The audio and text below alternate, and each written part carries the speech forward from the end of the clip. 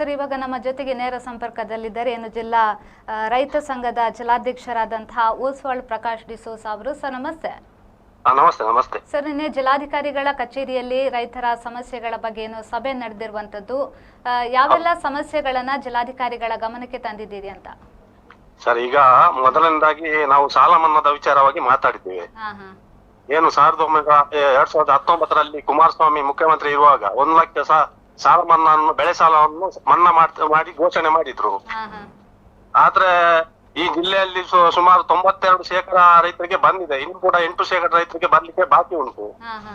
ಸುಮಾರು 800 ಕೋಟಿ ರೂಪಾಯಿ ಚಿಲ್ಲರೆ ಬರ್ಲಿಕ್ಕಿದೆ. ಆದ್ರೆ ಇಲ್ಲಿ ಏನು ಅವರು ಕಾರಣ ಕೊಟ್ಟಿದ್ದಾರೆ ಅಂತಂದ್ರೆ, ಅವ್ರದ್ದು ಕೆಲವು ಗೊಂದಲ ಆಧಾರಲ್ಲಿ ಮತ್ತೆ ಕೆಲವು ಬ್ಯಾಂಕ್ ಅಕೌಂಟ್ ಗಳಲ್ಲಿ ಹೆಸರಿನ ಗೊಂದಲ, ಇನ್ನಷ್ಟು ಕೆಲವು ಗೊಂದಲ ಇದ್ದಾವೆ ಅಂತ ಹೇಳಿದ್ದಾರೆ. 2019ರಲ್ಲಿ ಯಾರು ನಮ್ಮ ಡಾಕ್ಟರ್ ಇವರು ಜಿಲ್ಲಾಧಿಕಾರಿಗಳು ಆ ಸಂದರ್ಭದಲ್ಲಿ ಹೇಳಿದ್ದಾರೆ, ರಾಜೇಂದ್ರ ಕೆವಿ. ತದನಂತರ ನೋಡಿ, ಅವರು ಆ ದಿವಸ ನಮ್ಗೆ ಕೊಟ್ಟ ಅಂಕಿಅಂಶ ಪ್ರಕಾರ ಸುಮಾರು 6.91 ಕೋಟಿ ರೂಪಾಯಿ ಅಕೌಂಟ್ ಅಲ್ಲಿ ಉಂಟು. ಆ ರೈತರನ್ನು ಹಸಿರು ಪಟ್ಟಿಗೆ ಸೇರಿಸಿದ್ದೇವೆ, ಆ ರೈತರಿಗೆ ನಾವು ಆ ದುಡ್ಡನ್ನು ಹಾಕ್ತೇವೆ ಅಂತ ಹೇಳಿದ್ದಾರೆ. ಇಷ್ಟರವರೆಗೆ ಆ ದುಡ್ಡು ಹಾಕಿಲ್ಲ ಅವರು. ಆ ವಿಚಾರದಲ್ಲಿ ನಮ್ಮ DR ಗಳು ಕೂಡ ನಮ್ಗೆ ಸಮರ್ಪಕವಾದ ಉತ್ತರವನ್ನು ಕೊಟ್ಟಿಲ್ಲ. ಒಂದನೇ ವಿಚಾರ. ಇನ್ನೊಂದು ವಿಚಾರ ಕೋವಿ ವಿಚಾರ. ಈಗ ಕೋವಿ ವಿಚಾರದಲ್ಲಿ ನೋಡಿ, ಈಗ ತಂದೆ ತಾಯಿ ಮರಣ ನಂತರ ಕೋವಿ ಅವರ ಕುಟುಂಬದ ಸದಸ್ಯರಿಗೆ ಸೇರುವಂತದ್ದು ಲೈಸೆನ್ಸ್. ಆದ್ರೆ ಅದನ್ನು ಮಾಡ್ತಾ ಇಲ್ಲ. ಆ ವಿಚಾರದಲ್ಲಿ ಮೊನ್ನೆ ಸುಳ್ಯದ ಶಾಸಕರು ಕೂಡ ಆ ಭಾಗದ ರೈತರನ್ನು ಸೇರಿಸಿ ಅಲ್ಲಿ ಒಂದು ಸಭೆ ಎಲ್ಲ ಮಾಡಿದ್ದಾರೆ ಜಿಲ್ಲಾಧಿಕಾರಿ ಕಚೇರಿ ಮುಂದೆ. ಆದ್ರೆ ಜಿಲ್ಲಾಧಿಕಾರಿ ಸಮರ್ಪಕವಾದ ಉತ್ತರವನ್ನು ಕೊಟ್ಟಿಲ್ಲ ಅದಕ್ಕೆ. ಅಲ್ಲ, ಕೋವಿ ಲೈಸೆನ್ಸ್ ಅನ್ನ ಶಿಫ್ಟ್ ಮಾಡುವುದು ಮತ್ತೊಬ್ಬರ ಹೆಸರಿಗೆ.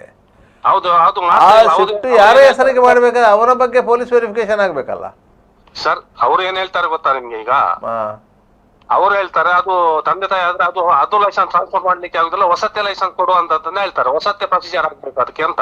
ಹೌದು, ಹೊಸ ಲೈಸೆನ್ಸ್ ಅಂತ ಹೇಳಿದ್ರೆ ಈಗ ಕೋವಿಯನ್ನು ಬಳಸುವವನ ಅರ್ಹತೆಯನ್ನ ಪರಿಶೀಲನೆ ಮಾಡ್ಬೇಕಲ್ಲ, ಅದು ಮಿಸ್ಯೂಸ್ ಆಗ್ಬಾರ್ದಲ್ಲ. ಅಲ್ಲ ಸರ್, ಪರಿಶೀಲನೆ ಆಗ್ಬೇಕು. ಆದ್ರೆ ಕೆಲವು ಗೊಂದಲಗಳಿದ್ದಾವೆ. ಮತ್ತೆ ಅಂತ ಕೋವಿಗಳನ್ನು ಡೆಪಾಸಿಟ್ ಮಾಡುವಂತದ್ದು. ಮತ್ತೆ ಈಗ ನೋಡಿ, ಕಾಡು ಪ್ರಾಣಿಗಳ ಬಾಧೆ ಅತಿ ಹೆಚ್ಚಿದೆ ನಮ್ಮ ರೈತರಿಗೆ. ಖಂಡಿತ.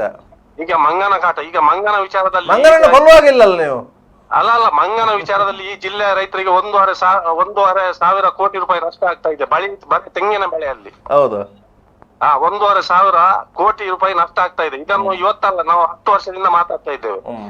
ಒಂದು ಮಂಕಿ ಮಾರ್ಕ್ ಮಾಡ್ಬೇಕು. ಈಗ ₹1 ಪರಿಹಾರ ಇವತ್ತು ಅರಣ್ಯ ಇಲಾಖೆ ಕೊಡ್ತದ ಒಂದು ಮಂಗನಿಂದ ಡ್ಯಾಮೇಜ್ ಆದ ತೆಂಗಿನಕಾಯಿಗೆ? ಇಲ್ಲ, ಕೊಡ್ತಾ ಇಲ್ಲ ಅವರು. ಈಗ ತಾವು ನೋಡಿದ್ರೆ ಆನೆ ದಾಳಿ ಆಗ್ತಾ ಇದೆ, ಇದೇನು ಚಿರತೆ ದಾಳಿ ಆಗ್ತಾ ಇದೆ, ಮತ್ತೆ ಕಾಡು ಕೋಣಗಳ ಹಾವಳಿ, ನವಿಲುಗಳ ಹಾವಳಿ. ರೈತರು ಇವತ್ತು ಬೇಸತ್ತೋಗಿದ್ದಾರೆ ಇದರಿಂದ.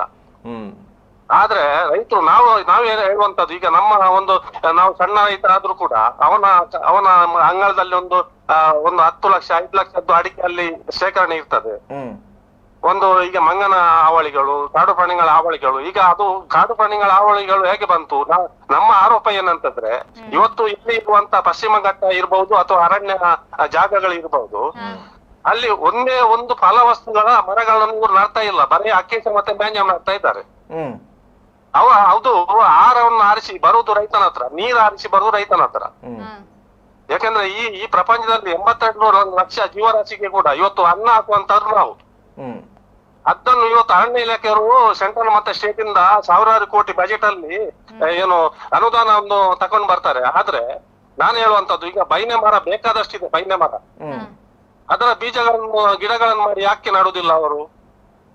ಅಲ್ಲ, ಪ್ಲಾಂಟೇಶನ್ ಅಂತ ಹೇಳಿ ಒಂದು ದುಡ್ಡು ಸ್ಯಾಂಕ್ಷನ್ ಆಗ್ತದೆ, ಆ ದುಡ್ಡನ್ನು ಅರಣ್ಯ ಅಧಿಕಾರಿಗಳು ತಿಂತಾರೆ. ಹೌದು, ಅವ್ರು ಯಾಕೆ ನಡುವುದಿಲ್ಲ? ಈಗ ನೋಡಿ, ಹೆಬ್ಬಲಸು ಹಣ್ಣು ಆಗ್ತದೆ. ಹೆಬ್ಬಲಸು ಎಲ್ಲಿ ನಡ್ತಾರೆ ಅವರು? ಆ ಗುಡ್ಡದಲ್ಲಿ ಆದ ಹೆಬ್ಬಲಸು ಮಾವಿನ ಮರಗಳನ್ನು ಎಲ್ಲ ಮಾಡ್ತಾರೆ. ಅದನ್ನು ನಮ್ಮ ಮೀಡಿಯೇಟರ್ ದಳ್ಳಾಳಿಗಳಿದ್ದಾರೆ, ಅವರು ಹೋಗಿ ತಕೊಂಡು ಅದನ್ನು ಮಾರಾಟ ಮಾಡ್ತಾರೆ. ಆದ್ರೆ ಅದು ಪ್ರಾಣಿಗಳಿಗೆ ಏನಿದೆ?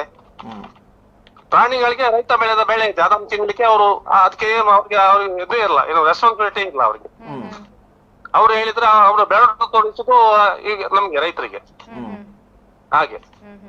ಇದೊಂದು ಬಾರಿ ದುಃಖಕರ ವಿಚಾರ, ಬಹಳ ಚರ್ಚೆ ಆಯ್ತು ಈ ವಿಚಾರದಲ್ಲಿ. ಮತ್ತೆ ಅಕ್ರಮ ಸಕ್ರಮದ್ದು 50, 53, 57 ನಗರ ಚೀಟಿ ಕೊಡುವ ಬಗ್ಗೆ ನೋಡಿ. ಈಗಾಗಲೇ ಕೆಲವು ಭ್ರಷ್ಟಾಚಾರದ ಆರೋಪ ಕೂಡ ಅಲ್ಲಿ ಬಂತು. ಸುಮಾರು 10, 35, 40 ಫೈಲ್ಗಳು ಒಬ್ಬ VA ಫ್ರಾಡ್ ಮಾಡಿದ್ದಾನೆ. 2 ಲಕ್ಷ, 3 ಲಕ್ಷ, 5 ಲಕ್ಷ ಲಂಚ ತಗೊಂಡಿದ್ದಾನೆ.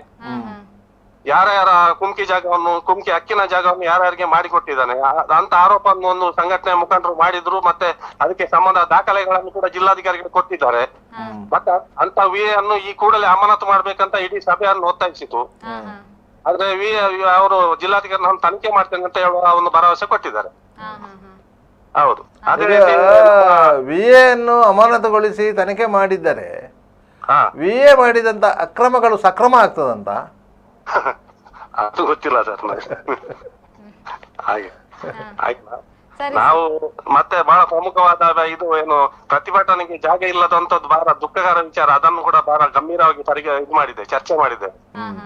ಮತ್ತೆ 400 KV ವಿಚಾರ ತಾವು ನೋಡಿದ್ರಿ. ಇವತ್ತು ಅಲ್ಫೋನ್ಸ್ ಅಂತ ನಮ್ಮ ನಿಟ್ಟೋಡಿಯ ಒಬ್ಬ ಹೋರಾಟ ಸಮಿತಿ ಅಧ್ಯಕ್ಷರು, ಹಿರಿಯ ನಾಗರಿಕರು, ಅವ್ರಿಗೆ ಇದು ಏನು ಸುಸೈಡ್ ಇದು ಮಾಡಿದ್ದಾರೆ ಅಂತ ಅವರ ಮೇಲೆ ಇದು ಮಾಡಿದ್ದಾರೆ, ಆತ್ಮಹತ್ಯೆ ಪ್ರಚೋದನೆ ಅಂತ ಪ್ರಕರಣ ದಾಖಲು ಮಾಡಿದ್ದಾರೆ. ಅದಕ್ಕೆ ಇಡೀ ಸಭೆ ನಾವು ಖಂಡನೆ ಮಾಡಿದ್ದೇವೆ. ಅದನ್ನು ಈ ಕೂಡಲೇ ಅವರ ಮೇಲೆ ಇದ್ದಂತ FIR ಹಿಂದೆ ಪಡಿಬೇಕಂತ ಹೇಳಿದ್ದೇವೆ. ಯಾಕಂದ್ರೆ ತಾವು ನೋಡಿದ್ದೀರಿ, ಮೂರು ಕೃಷಿ ಕಾಯ್ದೆಗಳು, ರೈತ ವಿರೋಧಿ ಕೃಷಿ ಕಾಯ್ದೆಗಳು ಬರುವ ಸಂದರ್ಭದಲ್ಲಿ ದೆಹಲಿಯ ರಸ್ತೆಗಳಲ್ಲಿ ರೈತರು ಮಲಗಿದ್ರು 1.5 ವರ್ಷ. ಸುಮಾರು 700 ರೈತರು ಪ್ರಾಣ ಕೊಟ್ಟು. ಆ ಪ್ರಾಣಗಳಿಗೆ ಯಾರು ಜವಾಬ್ದಾರರು? ಇವತ್ತಿನವರೆಗೆ ಯಾವೊಬ್ಬ ರಾಜಕೀಯ ವ್ಯಕ್ತಿ ಮೇಲೆ ಅಥವಾ ಅಧಿಕಾರಿ ಮೇಲೆ FIR ರಿಜಿಸ್ಟರ್ ಮಾಡಿದ್ದಾರೆ ಇವರು? 700 ರೈತರು ಅಲ್ಲಿ ಸತ್ರಲ್ಲ ಕೂತ್ಕೊಂಡು, ಅವ್ರು ಅದಕ್ಕೆ ಯಾರು ಹೊಣೆಗಾರರು ಅಂತ? ಅದೆಲ್ಲ ಆಯ್ತು. ಅದಾದ ಮೇಲೆ 1.5 ವರ್ಷ ಆದ ಮೇಲೆ ಇದನ್ನು ದೇಶದ ಮುಂದೆ ಕ್ಷಮೆ ಯಾಚಿಸಿ ಪ್ರಧಾನಿ ಅವರು ಹಿಂಪಡೆದ್ರು ಆ ಕಾಯ್ದೆಗಳನ್ನು. ಆದ್ರೆ ಇವತ್ತಿನವರೆಗೆ ಅವರ 710 ಜನ ರೈತರನ್ನು ಪ್ರಾಣದಲ್ಲಿ ಕೊಟ್ಟಿದ್ದಾರೆ. ಅವರ ಪ್ರಾಣಕ್ಕೆ ಇವತ್ತು ನ್ಯಾಯ ಸಿಕ್ಕಿಲ್ಲ. ಅದೇ ಆದ್ರೆ ಅಧಿಕಾರಿಗಳು ಇಂತದ ಕೆಲಸಗಳನ್ನು ಮಾಡಿ ಪಾಪದ ರೈತರು ಇದ್ದಾರೆ, ಕೃಷಿ ಕೂಲಿ ಕಾರ್ಮಿಕರು, ಅವರ ಮೇಲೆ FIR ರಿಜಿಸ್ಟರ್ ಮಾಡ್ತಾರೆ. ಇವರು ತಾಕತ್ತಿದ್ದ ರಾಜಕಾರಣಿಗಳ FIR ರಿಜಿಸ್ಟರ್ ಮಾಡ್ಬೇಕು ಅಲ್ವಾ? ಹಾಗೆ ಥ್ಯಾಂಕ್ ಯು ಸರ್ ಮಾಹಿತಿಗಾಗಿ. Okay, thank you.